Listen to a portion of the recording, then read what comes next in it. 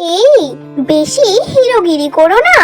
তুমি সবজিগুলো নিচে ফেলেছো, তুমি চুপচাপ আমার সমস্ত সবজিগুলো ঝুড়িতে তুলে দাও বলে দিলাম, তাহলে কিন্তু খুব খারাপ হবে বলে দিলাম। আমার নাম কিন্তু টুনটুনি, হ্যাঁ টুনটুনি। আমি পুরো মহলকে পুরো চিৎকার করে ডাক দিয়ে বলে দেব যে তুমি আমার সমস্ত সবজিগুলো নিচে ফেলে দিয়েছো। রামপুর নামক জঙ্গলে একদিন বাবলি টুনি পাখি ওর প্রতিবেশী হরিতোতা পাখির সাথে কথা বলছিল। তখনই এক সবজিওয়ালার আওয়াজ ওদের কানে আসে। সবজি নেবে গো সবজি, তাজা তাজা সবুজ সবুজ সবজি। আসো পাখিরা আসো, আমার কাছ থেকে তাজা তাজা সবজি নিয়ে যাও। সবজি নেবে গো সবজি। ওই সবজিওয়ালার আওয়াজ শুনে বাবলি টুনি পাখি ওই সবজিওয়ালাকে ডাকে ওর কাছে। আরে ওই সবজিওয়ালা, একবার এইদিকে তো আসো। এক্ষুনি আসছি মেম সাহেব। হ্যাঁ মেম সাহেব, বলুন কি নেবেন। আমার কাছে আলু, বেগুন, ভেন্ডি, নানা রকমের সবজি আছে। বলুন বলুন কোন কোন সবজি আপনি নেবেন। আচ্ছা পাখি, তবে তুমি আমাকে তাজা তাজা বেগুন দেখাও। আচ্ছা মেম সাহেব, এই তো তাজা তাজা বেগুন। বলুন কত কিলো দেবো আপনাকে। আরে পাখি, বলছিলাম এটা কি তাজা আছে তো? আরে আরে মেম সাহেব, আপনি এটা কেমন কথা বলছেন? হ্যাঁ, আমার কাছে সব সময় তাজা তাজা সবুজ সবুজ সবজি থাকে। আমার এই সবজি থেকে কোনো একটা খারাপ সবজি বের করে তো দেখান। আমি সত্যি বলছি, তবে আমি আমার এই সবজি বেচার কাজই ছেড়ে দেব। ঠিক তখনই হরিতোতা পাখি টুনটুনি পাখিকে বলে ওঠে যে, আরে তুই তো অনেক কথা বলিস রে পাখি। বলছি তোর কাছে কি লাল টমেটো আছে? আমাকে টমেটো দেখা, আমি আমার বাড়ির জন্য লাল লাল টমেটো নেব। এই নাও কাকা, লাল টমেটো, পুরো লাল লাল।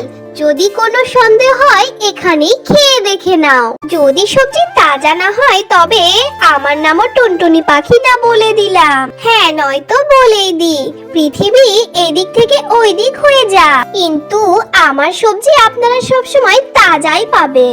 এরপর বাবলি টুনি পাখি আর হরিতোতা পাখি টুনটুনি পাখির কাছ থেকে নিজেদের পছন্দ মতো সবজি কিনে নেয়। টুনটুনি পাখি ওখান থেকে পয়সা নিয়ে যেতে থাকে, আর তখনই বাবলি টুনি পাখির ছেলে বান্টি টোনা পাখি ওখান থেকেই যেতে থাকে। আর পথে টুনটুনি পাখির সাথে ওই বান্টি টোনা পাখি ধাক্কা খেয়ে যায়, যার কারণে টুনটুনি পাখি সমস্ত সবজি ঝুড়ি থেকে নিচে পড়ে যায়। তখনই বান্টি টোনা পাখি রেগে গিয়ে টুনটুনিকে বলে, আরে ও পাখি, দেখে চলতে পারো না নাকি?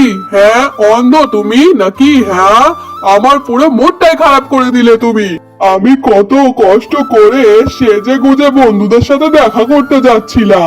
আচ্ছা, নিজে দেখে চলবে না, নিজে অন্ধ হয়ে আমাকে কিনা অন্ধ বলা হচ্ছে? হ্যাঁ, আমার মাথায় তো একটা ভারী সবজি ঝুড়ি ছিল, সেটাকে তুমি দেখতে পাওনি।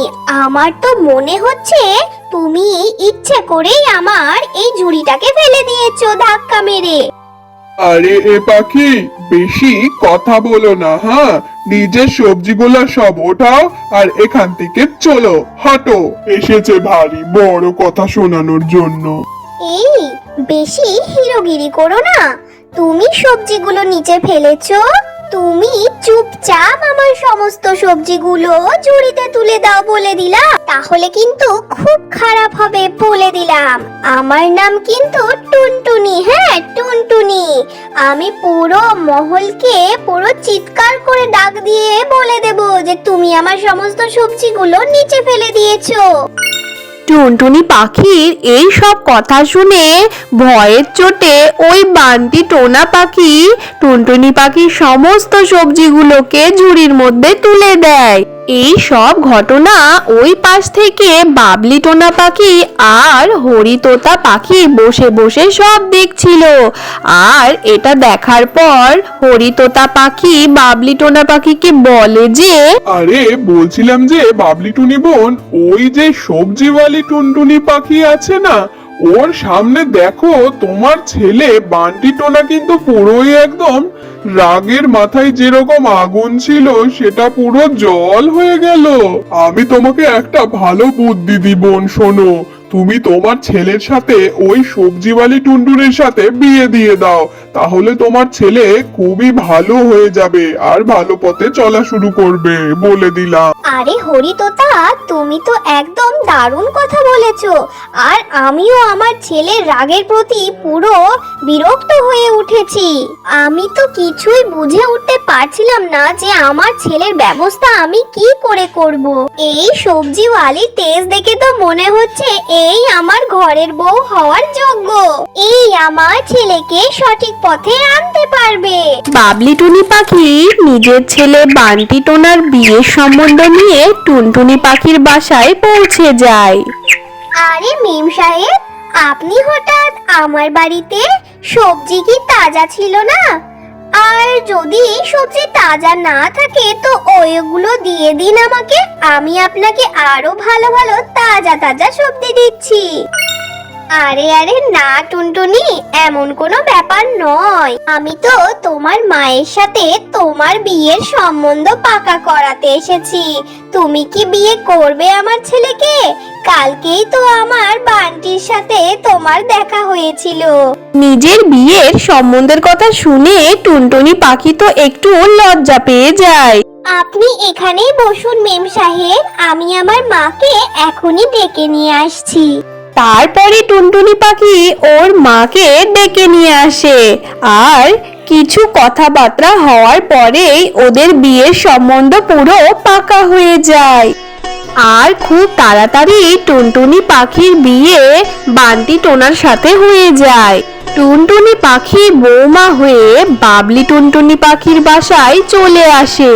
টুনটুনি পাখি নিজের খুবই মিষ্টি স্বভাবের সাথে ওর রাগী স্বামীকে পুরোই ভালো করে দেয়। এইভাবেই বেশ কিছুদিন কেটে যায়। তারপর একদিন বাবলি টুনটুনি পাখি যখন বাজার যাচ্ছিল, বাজার থেকে আসার পথে হঠাৎই ওর বৌমার আওয়াজ শুনতে পায়। সবজি নিয়ে নাও, সবজি, সবুজ সবুজ তাজা তাজা সবজি। হায় রাম, বৌমা তুমি এখানে কি করছো? তুমি কি আমার লেজ কাটিয়ে দেবে নাকি? ও মা, যদি তোমাকে কেউ দেখে নেয় যে তুমি সবজি বিক্রি করছো তখন কি হবে?